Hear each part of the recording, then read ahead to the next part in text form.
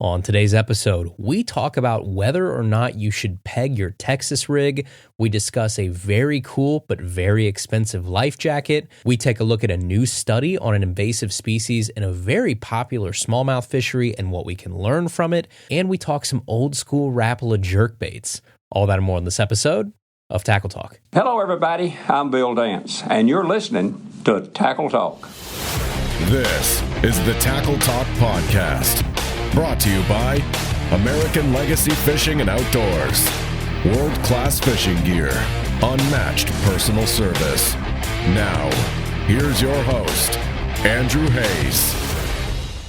Hey everybody, welcome back to another episode of the Tackle Talk Podcast. As always, we are brought to you by American Legacy Fishing and Outdoors. Located in Evansville, Indiana, right there in the Midwest, American Legacy Fishing is waiting to help you secure the best rods, reels, line, baits, or anything you could need for fishing from a great family-owned company that appreciates your business while providing you with amazing customer service and a price match guarantee. They carry all of your favorite brands: Shimano, Daiwa, 13, Abu Garcia, G. Loomis, Lew's, Dobbins, Megabass, you name it, they have it over at ALF. And like I said, if you see a better price on another reputable website, email them, call them, message them. They will match that price to make sure you get the gear you want at the price you want from the people that you've come to know and love over at ALF. So you can go check out the website right now. They have some killer deals going on Berkeley, Dobbins, some great sales going on over there. They just restocked some used gear, so check out their great selection of lightly used fishing rods and reels. And as always, you can use code TACKLETALK5. That's going to get you an extra 5% off your entire purchase,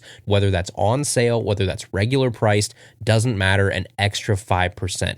And I would encourage you to join the American Legacy Elite program to get another 10% back. That stackable savings of 5% off your purchase and then 10% back on your purchase adds up so much over the year with all of the money that we as anglers spend on our fishing gear. So go check them out, www.americanlegacyfishing.com. And as always, use code TACKLETALK5. Okay, folks, first I want to apologize. You guys have probably noticed it in the past couple episodes, I would guess, and you're probably going to notice it again today, is that my allergies have been kicking my tail. So I'm going to try and get through this without too many sniffles or stuff, and I will probably edit all of that out. But if I sound a little silly, and I probably have the past few weeks, it's probably going to keep going through the beginning of fall here, I'm guessing. I'm not sure what it is, but something is wrecking me with my allergies. So apologies for the voice a little bit, but I just wanted to kind of get that out of the way before we start here, is that, if I sound nasally or sniffly, you're not imagining it. It is a struggle right now, but we are going to power through this as we do every week. Doesn't matter if we're sick, if we've got allergies, if we're doing whatever, Tackle Talk must go on. So the first thing that we have here this week, really quickly, we have to give a huge shout out to Mark Daniels Jr. and Jacob Wheeler for winning Major League Fishing's 2025 Heritage Cup up in Wisconsin. That was one of the team events that MLF does every year. Jacob Wheeler, Mark Daniels Jr. were your winning team this time. Second place went to Drew Gill and Marshall Robinson. Third went to Luke Clausen and Keith Carson. And fourth went to Andy Montgomery and Ott Defoe. Now, we're not going to take a ton of time here because we have a lot to get to today, but we want to start off the show with a big congratulations to Wheeler and MDJ. Okay, our next bit of news here comes to us courtesy of Sam Hudson over at Wired to Fish, who just wrote an article titled Invader Alert, the New King of the Susquehanna. And the article here says, there's a new king on the Susquehanna River in Pennsylvania, and it's not the smallmouth bass. Many anglers have probably noticed it too, especially if you're a catfish angler. The rise in invasive flathead catfish catches and sightings have been so pronounced that a team of researchers from Penn State, the U.S. Geological Survey, and the Pennsylvania Fish and Boat Commission set out to see how flatheads are affecting the food web in the Susquehanna River. They published their findings in Ecology in September of 2025. Flatheads grow faster in the river system, attain large body sizes, and can eat a variety of prey, said study author Olivia Hodgson, a master's degree student at Penn State University. Because adult flatheads have few natural predators, flathead catfish can exert strong control over the ecosystem. Flatheads were first detected in the Susquehanna in the 1990s, and since then, their numbers have grown at an unmistakable pace. And this study puts them at the top of the trophic position, the level an organism occupies in a food web based on its feeding relationships. That pecking order is surprising and potentially serious to the river's future. Flatheads are higher up than other native predators such as smallmouth bass and channel catfish. Those two species now eat lower on the food chain, likely because they are being outcompeted by flatheads or avoiding them, the researchers explained. Prey species such as crawfish, panfish, and baitfish are also affected. This suggests that resident species are changing the way they eat to avoid competing or being eaten by the invader, Hodgson said. These findings support the trophic disruption hypothesis that says that when a new predator enters an ecosystem, it forces existing species to alter their behavior, diets, and roles in the food web. And then there's some more in here that I won't read. I'll skip over this part. The last thing here that we're going to talk about says, Pennsylvania currently asks fishermen to help catch and take flatheads out of the waters where they are not native. Anglers who catch flatheads in the Delaware and Susquehanna watersheds are encouraged not to release them regardless of size. This can destabilize ecosystems over time. Our study highlights how an invasive species can do more than just reduce native populations. It can reshape entire food webs and change how energy moves through the ecosystem. So that's all we're going to read out of this article. There's more if you want to go read that over at Wired to Fish. But basically it comes down to that article sucks to hear about, right? Invasive species suck, and you should learn to recognize and take appropriate action to eliminate or prevent invasive species whenever possible. And that part goes without saying. Do not transport fish. Do not release invasive species. Do not take fish from one ecosystem and then put them in another. Be very careful about what you use for bait. If you're a live bait fisherman, just don't do it. Now, in this particular case, though, I bring this up for two reasons. The first is that even though our situations are different, we've been noticing something really similar in our home waters here in Ohio, but it's not an invasive flathead species, but a native catfish species in the channel cats. The channel cats seem to be overrunning certain stretches of our rivers and our creeks around here, and we're talking like thousands and thousands of channel cats in one area, and they're being caught more and more by the day on chatterbaits and jigs and even topwater. I caught a ton of catfish last year on a popper, so we can relate to this story a little bit, feeling like a catfish species is pushing our target species down the food chain. Now, the second point I want to talk about here is that in situations where you have a competing species or invasive species, that can affect how the fish that you are targeting, in this case a smallmouth, actually eats. So this article said that smallies on the Susky now are, quote, eating lower on the food chain, likely because they are being outcompeted by flatheads or avoiding them. So that is according to the researchers in this article. So what does that mean for us as anglers, though? It means that smallmouth in that river system are likely being forced to adapt. And as an angler, I think we should take that into consideration, how they're adapting, and then use that to our advantage. Not taking that into consideration would be foolish in my mind. So while catfish are opportunistic feeders, just like the flatheads they're talking about in this article, they definitely have a tendency to lean more, I think the word is like piscivorous or piscivorous or something. Basically, it means like they eat other fish. So what that would tell me is, okay, the smallmouth are probably now being outcompeted for other fish like chubs, darters, minnows, bluegill, sunfish, shad, whatever is in there, right, that those smallies were eating fish-wise, those smallies might begin to start focusing more on things like bugs maybe. And funny enough, I know quite a few people that have had success on the Susquehanna over the last few years fishing really finesse topwater bug baits like the evergreen gizmo or something like that. Is that a coincidence? Maybe not, according to this article. So I bring this whole story up and we read this today on the show to help you start thinking critically about your own specific waterways. What are the challenges? What are the competition issues for the target species that you're going after? And how can you use that knowledge, that science, research, and biology to your advantage? I just think it's something that's worth thinking about. Okay, next up here on the show today, really quickly, I have to talk about something that I don't normally talk about on the show, but I should probably more than I do, and it's life jackets and PFDs. And I am not too proud to admit when I was wrong. And folks, I was wrong.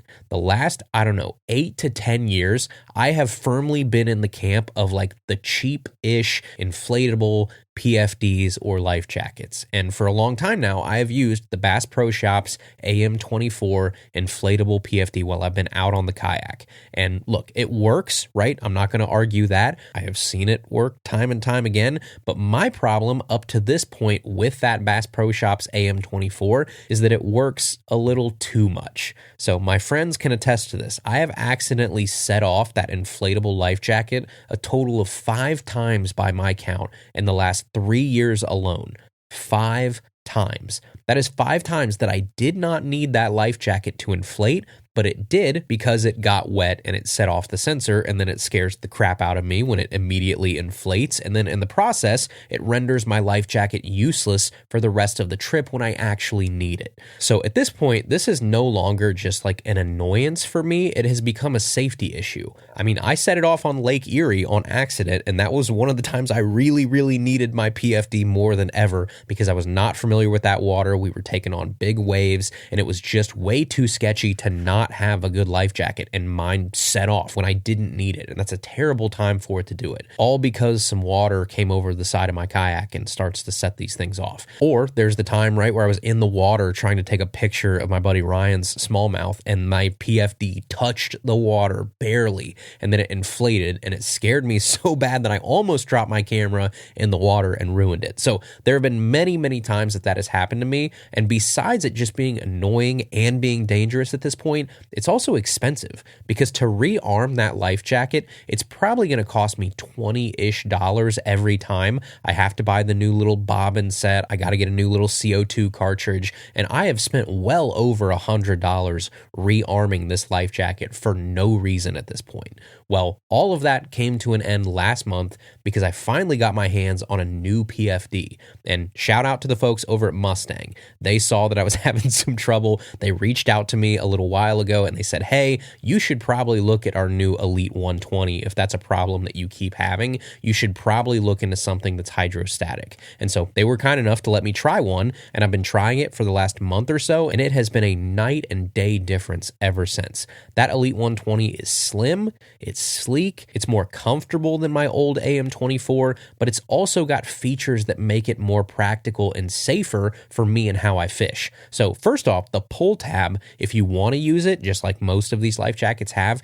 is way more concealed, and you're way less likely to accidentally pull it and accidentally set it off. My AM24 just had a little dangly pull tab down there at the bottom that could get caught on anything. This Mustang Elite 120, that's not an issue. But the best part is something that I hinted at a minute ago, and that's that the Mustang Elite 120 is hydrostatic, meaning that the way that it knows how to inflate is different than my previous PFD. My old one basically had a little white ring inside of it, and when that ring got wet for any reason, big splashes, it went in half an inch of water for a second, a ton of rain, whatever, it inflated. Well, now this Mustang that I'm using uses water pressure to determine whether to go off or not wetness alone. So long story short, it will inflate if I fall in and if I'm submerged, not just if it gets wet. And that has already come in handy for me multiple times. Last week, for instance, I was dragging my kayak up a big chute. I was about, maybe knee deep in fast current, and I slipped because I'm a giant klutz, and I fell in about 8 inches of water, smacked my knee. I was soaked all over, but I was only in the water for like 4 or 5 seconds probably before I popped back up, and my old life jacket would have 100% inflated right there, and I would have been frustrated and mad the rest of the day. The Elite 120 did not do that, as it shouldn't have, right? I did not need it to go off in that instance. Just having the peace of mind of knowing that it inflates when you actually want it to inflate and when you're in a dangerous situation and not just in a klutzy situation is already paying dividends for me. Now, here's the but, right? The big capital BUT is that it does come at a price. This whole life jacket costs about $299. And I know that's a lot, and I'm also not going to do the whole, but what's your life worth routine to you? Because the truth of the matter is, a $50 or $100 life jacket will also save your life. I am not trying to make the argument that this will save your life better than a regular, even like a non-inflatable, just a regular, $20 life jacket. They will all do the same thing when you need them to. This, for me, at this point, is about utility and convenience. And if you can stand having one of those, bulky, kind of chesty NRS or like non-inflatable life jackets on, good for you. But I can't do it. It restricts my motion too much. I hate how it feels when I cast. My overall enjoyment of being out on the water is down when I have to wear one of those. And then if you can manage having a regular inflatable life jacket where you don't put it in situations where it could accidentally get wet or accidentally inflate, then again, good for you. But I think the past few years have proven to me that I can't do that. I'm going to get soaked sometimes. I'm going to take on water sometimes. I get out. I fall down. I have situations where my old regular PFD was failing me. So this particular PFD that I have now has been a great solution for me. And again, is it for everybody? No, probably not, especially at the price. But it's been a great fit for me and how I fish. And if I lost it tomorrow, if it like fell out of my kayak and I could not find it, I can tell you the next day I would log right on and I would buy another one before I did anything else. That's how much I've enjoyed having this Elite 120 from Mustang over the last month or so. And I could tell you, if you'd asked me a couple years ago, I would have said that's absolutely crazy. There's no way that I think anybody should have to pay $300 for a life jacket. But having used one, it's like anything else, kind of you get what you pay for, and over time you learn to appreciate some of these type of things and the nuances and unfortunately why they cost what they cost. So a couple weeks ago, I think it was when we did the OCD BKK kind of knockoff storage box on Amazon,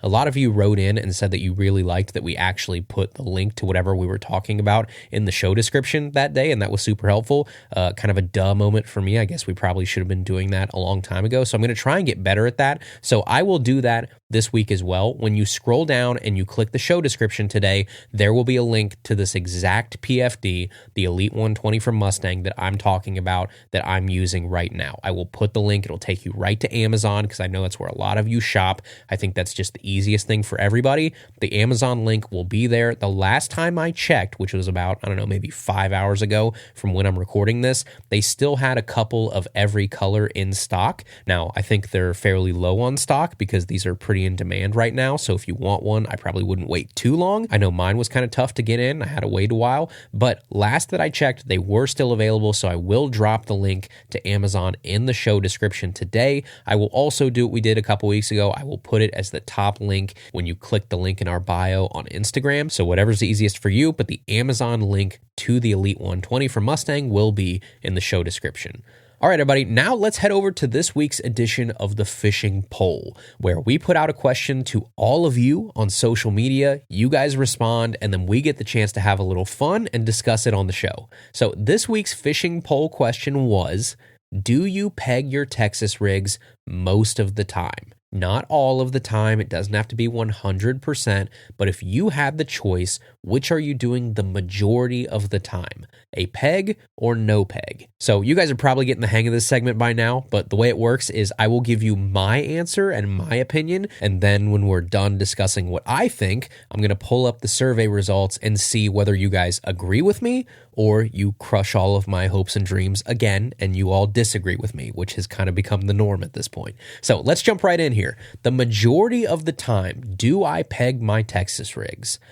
I'm going to answer yes. Most of the time. In fact, I'll probably go as far as to say that unless I am out of pegs completely, I have my Texas rigs pegged almost 100% of the time. But the caveat is the distance of that peg from the hook changes a lot. But the argument that I want to make is that I think you should at least have a peg on your Texas rig at almost all times. And then you can always just slide it further away if you want to give that weight more room to work with and have it work essentially like an unpegged Texas rig, but why not at least keep one on your line so you can adjust it as needed? There's not really a ton of downfalls to having a peg on your line at all times. It doesn't pick up a lot of weeds. It doesn't affect your sensitivity. It's not really seen. The only thing that I could think is if you didn't want it going through your line guides, which I understand, but just give it give your Texas rig a foot and a half of room to work with there, and you don't have to pull it through your tip. You still have plenty of room to cast,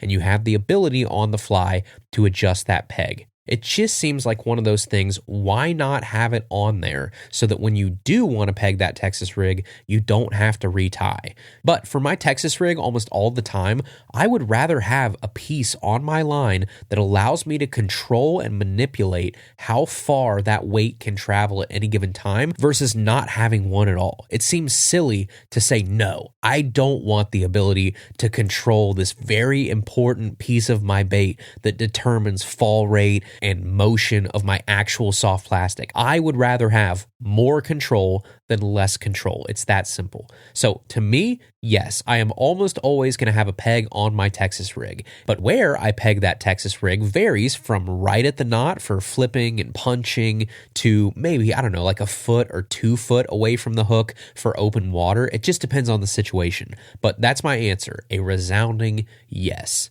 Okay, now let's get to the results here. Let's open up the poll. The last couple times, I think you guys disagreed with me when it came to what type of jig I would use for the rest of my life and some of the other ones recently. So let's see if we agreed on this one. Survey says, open it up right now. Yes. Okay, you guys did agree with me. 61% of you said yes, you peg your Texas rigs most of the time. 39% said no. So for once, I'm excited to report that we all are in agreement here. I'll take that, right? Because like I said, I think the last 2 episodes, we have had a streak of disagreeing. So this is nice to see. But I'm not really surprised with this result. I really thought this was going to be a toss-up. I think that there are some people out there that are probably like Texas rig purists and see a peg as too much of an alteration or unnecessary or whatever it may be. And then I'm sure there are people out there like me that almost never throw a Texas rig without one. So either way, this is one of those, I think there's no right or wrong answer to this question, but almost 60-40 split here back from you all in the results on whether or not to peg your Texas rigs. All right, and finally here, let's crack open a mailbag question to end today's episode. Fear not, we will have a ton of mailbag questions in next week's episode, so get your questions in over at www.tackletalkpodcast.com/mailbag. But the mailbag question for today comes to us from Duncan, who says, "Hey Andrew, I love this podcast. You have such good ideas for episodes every week, and I thank you for that. My question is, I just bought some older Rapala jerkbaits like the X-Rap and a Husky jerkbait from one of my dad's friends. These baits are not brand new. They were probably bought a few years ago. I was wondering in what conditions should I throw them in and when should I throw them? Thanks for a great podcast, Duncan." Oh, I love this. Well, man, those are a couple great jerkbaits that are really, really slept on. One in particular is the Husky Jerk. The Husky Jerk might be one of the most slept on jerkbaits out there because it's definitely not like the cool new thing, right? It's a very kind of old school, cheaper jerkbait. It's not as subtle. It's a little bit clunkier. It's got that old school Rapala look to it. It just doesn't look like a modern jerkbait. It looks like something you would find in your dad's or your grandpa's tackle box. But a Husky Jerk is one of those baits that I promise you, if you look in my box that I take with me when I go out every single time, I promise you there will be at least 2 Husky Jerks in my jerkbait box because I have caught some of the biggest fish in my life on Husky Jerk jerkbaits. And you ask about specific times and when to throw them, a Husky Jerk is a jerkbait that performs really well for me in the cold. And I think of a Husky Jerk as kind of almost a cousin companion to something like a Smithwick Rogue.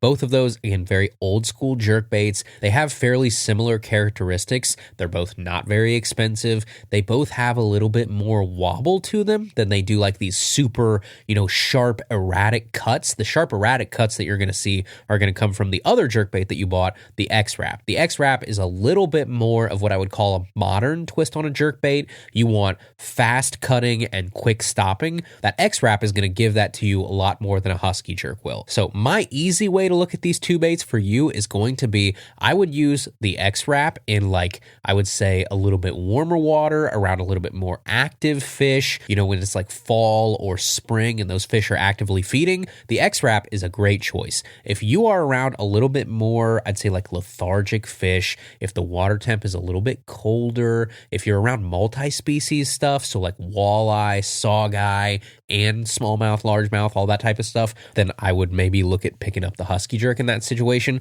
But both of those jerkbaits are great jerkbaits, both very different jerkbaits that will help you round out that jerkbait box, and really cool baits to catch them on, because it's probably not the same bait that the guy beside you is throwing, that's throwing the Vision 110 or the Jackal Re-Range or the 6th Sense Provoke or whatever it may be. You're throwing a lot more kind of old school, tried and true baits, which I think is cool and fun in and of itself. So hope that helps. All right, everybody, that is today's episode. Thank you guys so much for listening. I appreciate you all. As always, you can go find us on tackletalkpodcast.com. Find us on Instagram and Facebook at Tackle Talk Podcast. And we'll see you right back here next Tuesday for another brand new episode of Tackle Talk. Thank you for listening to the Tackle Talk Podcast. Tackle Talk is produced by Andrew Hayes. Copyright 2019. For more, please subscribe on Apple Podcasts, Spotify, or wherever you listen to podcasts.